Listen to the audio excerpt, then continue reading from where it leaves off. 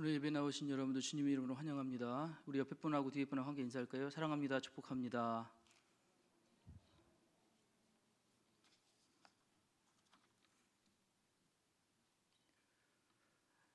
여자들하고는 좀 낮춰 부르는 것 같아서요. 여성분들이 싫어하는 남성들의 대화 주제가 있다고 합니다.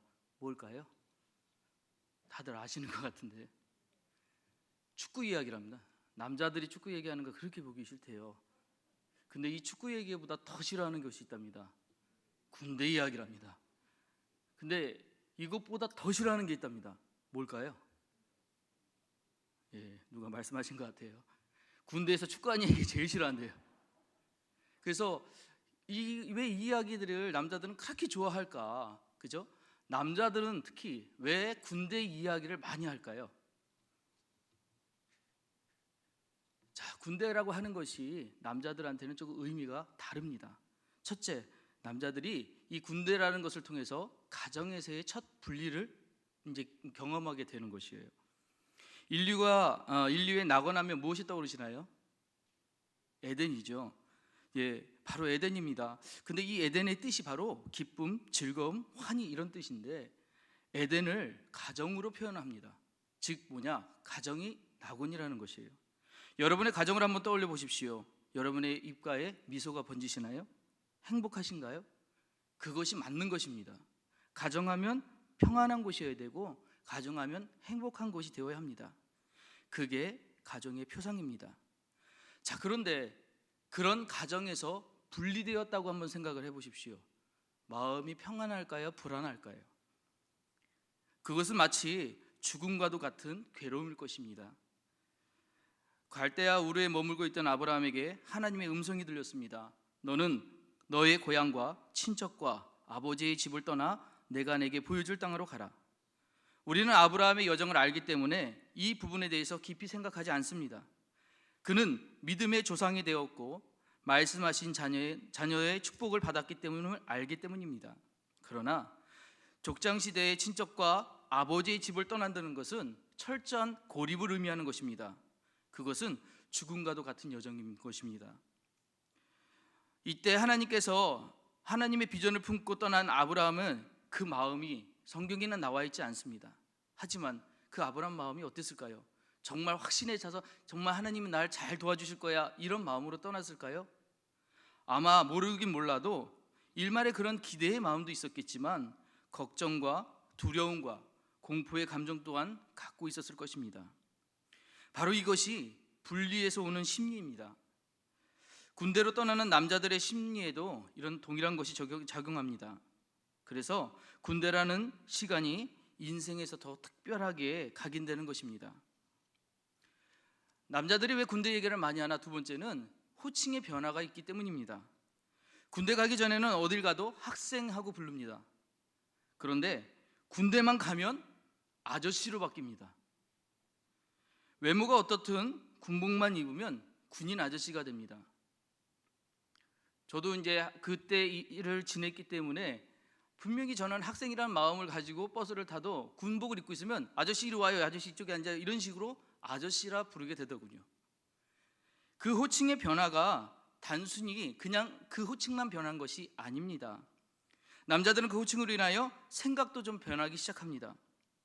군복을 입기 전에는 좀 여리여리했던 사람이 이 군복만 입으면 군기가 잡힙니다. 저희 아버지께서 저한테 해주셨던 말씀인데 제가 첫 휴가를 나왔을 때입니다. 첫 휴가를 나왔을 때 이제 저녁에 잠을 자는데 아버님께서 이제 제가 이제 군대 가서 오랜만에 휴가를 나왔으니까 아마 제 옆에서 있고 싶으셨나 봐요. 그래서 이렇게 들어오셔가지고 저를 툭 건드렸답니다. 제가 어떻게 했을까요? 아시는군요. 요즘은 그런지 모르겠어요. 툭 건드렸는데 제가 관등성명을 들고 벌떡 일어나더래요. 이병 안요한 그러더니 막 나가가지고 갑자기 군복을 막 입더래요. 막 입고 나가가지고 군복을 입고 뭐 뭔가를 준비를 막 하고 이렇게 돼. 야야야 여기 지금 집이야, 여기 군대 아니야 하고 아버지가 얘기를 하셨대요. 그랬더니 하더니 다시 다 벗더래요. 그리고 다시 누워서 자더랍니다. 그러니까 군대가 그렇게 군복을 입으면 그렇게 군기가 잡히게 됩니다. 그런데 그것이 남자로 하여금 굉장히 큰 경험을 하게 되고 생각의 전환을 일으킨다는 것이죠. 세 번째로 남자들이 왜 군대 얘기를 많이 하냐면 고생을 받고 싶어하는 심리 때문에 그렇습니다. 여성보다 남성이 이런 것들이 좀 더 강합니다. 남자는 자기를 인정해주는 사람을 위해서 목숨을 바친다는 말이 있습니다. 그만큼 자신이 어떻게 무언가를 했는지 이런 것들을 누군가에 알아주기를 원한다는 것이지요. 지금부터 약 20년 전에 감리교 신학대학교 동아리방에 복학생 4명이 모였습니다. 여느 사람들이 생각하듯 남자들이 모이면 다 군대 이야기를 할 것이라고 생각했을 것입니다. 그런데 그곳에 모인 사람들은 군대 이야기보다 일상의 이야기, 다른 이야기들을 하고 있었습니다. 왜 그랬을까요? 사실 그곳에 모인 복학생들은 각각 우리나라에서 내놓으라고 어렵다는 군대를 다녀온 사람들이었습니다. 한 명은 특전사, 한 명은 특공대, 또 한 명은 수색대, 또 한 명은 해병대, 이런 식으로 우리나라에서 좀 어렵다는 부대들을 다 경험한 사람들이었어요. 서로는 상대방이 어떤 부대를 갔다 왔는지를 잘 알고 있었습니다. 그러나 어떤 훈련을 받았는지는 잘 몰랐습니다. 그래서 왜 상대방에 비교해서 자기가 더 우월해요? 나 그 경험도 했어, 나 이런 훈련도 했어, 이렇게 얘기할 텐데 상대방이 받은 훈련을 잘 모르니까 말을 못하고 있었던 거예요. 그런데 갑자기 또 다른 복학생 하나가 동아리방으로 들어왔습니다. 그는 앉자마자 자신의 군 생활에 대해서 막 이야기하기 시작했습니다. 얼마나 힘들었으며 얼마나 그 고생을 했으며 이런 얘기를 하는데 듣다 보니 조금 이상했습니다. 일반적인 군 생활이 아니고 뭘 포장을 했는데 뭐 어떻게 됐고, 수송을 했고, 뭐 잔업은 어떻게 했고, 박스를 쌓았는데 그 길이가 몇 킬로나 됐고, 뭐 이런 얘기를 하는 거예요. 그 가만히 듣자 보니까 이 친구가 군지단 소속으로 각 부대로 보내는 보급품을 취급하는 곳에서 군 생활을 했답니다. 그래서 그곳에서 각 부대로 보내는 게 얼마나 많았는지 늘 잔업에 휘달렸고 어려웠답니다. 그런데 그도 그런 고생을 했기 때문에 그렇지, 어려운 고생이겠구나 생각은 되지만 목숨이 경각에 달하는 위험을 경험해보고 또한 어려움도, 정말 추위도 겪어보고 이런 어려운 훈련을 겪은 그 사람들 앞에서는 그닥 어려운 거라고 여겨지지 않았습니다. 근데 그때 제가 거기서 깨닫게 된 것이 하나 있습니다. 바로 고통은 개인적이다라는 것이에요. 느끼는 바가 내가 느끼는 게 심한 거죠. 내가 느끼는 게 더 어려운 거예요. 분명히 거기에는 나보다 어려운 사람들, 어렵고 힘들게 그 훈련을 마쳤던 사람들이 있음에도 불구하고 나는 내 고통이 너무 심한 거예요. 그래서 그 이야기를 하는 것입니다. 또한 고통과 괴로움은 주관적이라는 거예요.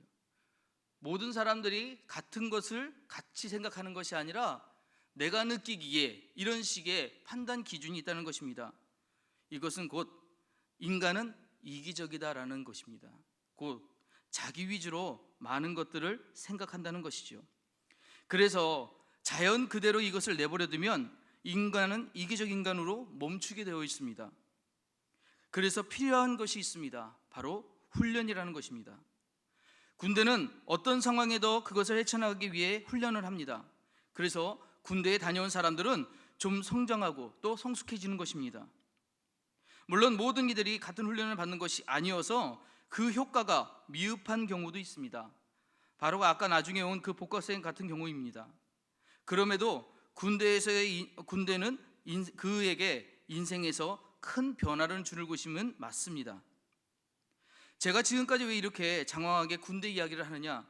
바로 오늘의 이야기가 군대 이야기이기 때문입니다. 본문으로 들어가서 출애굽기 12장 37절로 39절까지의 말씀을 보면서 당시의 상황을 한번 생각해 보도록 하겠습니다. 37절부터 이스라엘 자손이 라암셋을 떠나서 숫곳에 이르니 유아 외에 보행하는 장정이 60만 가량이요 수많은 잡족과 양과 소와 심이 많은 가축이 그들과 함께하였으며 그들이 애굽에서부터 가지고 나온 발교되지 못한 반죽으로 무교병을 구웠으니 이는 그들이 애굽에서 쫓겨남으로 지체할 수 없었음이며 아무 양식도 준비하지 못하였음이더라. 당시 출애굽하는 사람들의 숫자가 장정만 60이라고, 거기에 여인과 유아들 그리고 잡족들까지 포함하면 약 200만 가량에 되는 사람들이 이동을 시작한 것입니다. 이들은 출애굽 당시에 애굽 사람들에게 양과 소와 또 많은 가축을 얻었고 뿐만 아니라 폐물, 은금, 비단 등을 가지고 떠나게 됩니다. 그 상황이 얼마나 긴박했는지 아직 발교되지 않은 반죽으로 그냥 익혀서 먹는 무교병을 만들어 먹고 급히 떠나게 되었습니다. 또 여행에 필요한 어떤 음식도 준비할 만한 충분한 여유도 없었습니다. 자, 이런 상황이니 당시 상황이 얼마나 아수라장이었겠습니까? 그런데 이렇게 출발한 이스라엘 백성들을 향해 여호와의 군대라고 이야기합니다. 출애굽기 12장 40절로 41절, 이스라엘 자손이 애굽에 거주한 지 430년이라 430년이 끝나는 그날에 여호와의 군대가 다 애굽 땅에서 나왔은즉. 여러분, 여호와의 군대라니요, 이게 맞는 말입니까? 그들이 정말 군대입니까? 그들의 신분은 노예입니다. 그들은 정식 군사훈련을 단 한 번도 받지 않았습니다. 급히 떠나는 그들이 무기를 갖추고 전쟁을 치를 만한 병기를 소지했을 일도 만무합니다. 그런데 여호와의 군대라니요, 이것은 무슨 의미인지를 좀 더 생각해 보아야 합니다. 출애굽한 이스라엘 백성들은 약 11일, 10하루를 걸어서 가데스 바네아에 이릅니다. 이곳에서 12명의 정탐꾼을 보내게 되지요. 그 결과 10명은 부정적인 보고를 하였고 2명은 긍정적인 보고를 하게 되었습니다. 그러나 결국 이 사건으로 인해서 이스라엘은 가나안 땅에 들어가지 못하고 광야에서 40년을 유리하게 됩니다. 자, 그럼 여기서 질문을 하나 드리겠습니다. 하나님께서는 이스라엘 백성들이 그 가데스 바네아에서 정탐꾼을 통해서 들었던 그 이야기를 통해 실패할 것을 아셨을까요? 모르셨을까요? 모를 수가 없으시죠. 왜요? 하나님은 아시고 계실 겁니다. 모를 수가 없어요. 그분은 절대전능하신 분이시고 전지전능하신 분이시고 무소부지하신 분이시기 때문입니다. 분명히 하나님은 알고 계셨을 거예요. 근데 그들의 그 실패를 그냥 두셨습니다. 자, 그렇다면 또 하나의 질문이 나옵니다. 왜 하나님은 그들의 실패를 묵인하셨을까요? 성경에 그렇게 답이 있는 것은 아니지만 혹시 이스라엘에게 그 실패가 필요한 것은 아니었을까요? 좀 더 생각해 보도록 하겠습니다. 가데스 바네아의 실패로 이스라엘은 광야에서 생활하게 됩니다. 광야가 어떤 곳입니까? 낮에는 뜨겁기가 용광로 같고 저녁에는 그 기온의 영하에 가까이 떨어져 얼어 죽기 딱 알맞은 곳이 바로 광야입니다. 그곳에서는 각종 독충과 뱀 그리고 동물들이 있습니다. 그곳에서 이스라엘 백성들은 정처 없는 방황을 시작하는 것입니다. 하나님은 이 광야에서 이스라엘 백성에게 여호와의 군대가 되기 위한 훈련을 시작하십니다. 그 첫 번째가 바로 순종 훈련이었습니다. 출애굽 당시부터 하나님은 이스라엘 백성을 위한 내비게이션을 보내십니다. 바로 구름 기둥과 불 기둥이었습니다. 이 두 기둥은 이스라엘 백성들을 가게도 하고 멈추게도 했습니다. 낮에는 구름 기둥으로 지켜주시고 밤에는 그들을 보호하시기 위해 불 기둥으로 지키셨습니다. 이스라엘의 하루의 시작은 아침에 구름 기둥이 일어나는가 여부를 따지는 것으로 시작하였습니다. 이른 아침에 구름 기둥이 피어오르면 그들은 천막을 걷고 이동을 준비하였습니다. 그렇게 이동하다가 구름 기둥이 사라지면 그곳에 천막을 치고 야영을 시작했습니다. 급하다고 해서 자기 마음대로 이동할 수도 없었습니다. 이스라엘 백성들은 이런 과정들을 통해 하나님 말씀에 대한 순종을 배운 것입니다. 두 번째, 하나님께서 하셨던 훈련은 바로 간구였습니다. 이스라엘의 광야 생활에서 하나님이 공급하심을 보여주는 사건들이 두드러지게 세 가지가 있습니다. 첫째, 반석에서 샘물이 터져나온 것. 둘째, 만나를 주신 것. 세 번째, 메추라기를 주신 것입니다. 광야에서 가장 필요한 것은 물입니다. 인체 수분의 약 60에서 70%가 물이라고 합니다. 그만큼 우리 몸에 물은 필요하다는 것입니다. 그런데 광야에는 이런 물이 없습니다. 척박하고 삭막한 땅이 바로 광야입니다. 그럴 때 이스라엘 백성이 무엇을 했겠습니까? 자신들을 이끌고 있는 모세를 원망하지 않았습니까? 그때 모세가 여호와께 기도하자 마라에서도 무리바에서도 하나님은 물을 내어 주셨습니다. 또 이동 중에 먹을 것이 떨어지자 백성들이 원망을 합니다. 그런데 이들의 원망을 한번 들어보실 필요가 있습니다. 제가 한번 읽어드릴게요. 출애굽기 16장 3절. 이스라엘 자손이 그들에게 이르되 우리가 애굽 땅에서 고기 가마 곁에 앉아 있을 때와 떡을 배불리 먹었을 때에 여호와의 손에 죽었더라면 좋았을 것을 너희가 이 광야로 우리를 인도하여 내어 이 온 회중이 주려 죽게 하는도다. 먹을 것이 없다고 배고프다고 지금 모세에게 와서 하는 이스라엘 백성의 말입니다. 그런데 이상한 말이 있습니다. 어떤 말이냐? 우리가 애굽 땅에 있을 때에 고기 가마 곁에 앉아 있을 때와 떡을 배불리 먹었을 때라고 이야기합니다. 여러분, 이들은 노예였어요. 이해가 되시죠? 이들은 고기 가마 곁에 앉았은 적이 없습니다. 이들은 떡을 배불리 먹었을 때도 없습니다. 그런데 지금 뭐냐? 지금 상황이 어려우니까 그때가 낫다라고 지금 네가 잘못했어라는 책임, 핑계를 대고 있는 것이에요. 회피를 하고 있는 것이죠. 그래, 이렇게 이야기를 하면서 배고프다고 이야기를 하는데 바로 모세가 또 이 문제를 놓고 하나님께 이 기도를 드렸습니다. 그랬더니 하나님께서 이 이스라엘 백성에게 만나를 주셨어요. 물론 주림은, 이 배고픔은 고통이었을 것입니다. 그래서 이런 말을 했을 것입니다. 그것을 하나님도 아셨습니다. 그래서 모세의 기도를 받으셨고 만나를 내려주신 것입니다. 이들은 만나를 먹고 배불렀습니다. 그러나 그것도 잠시.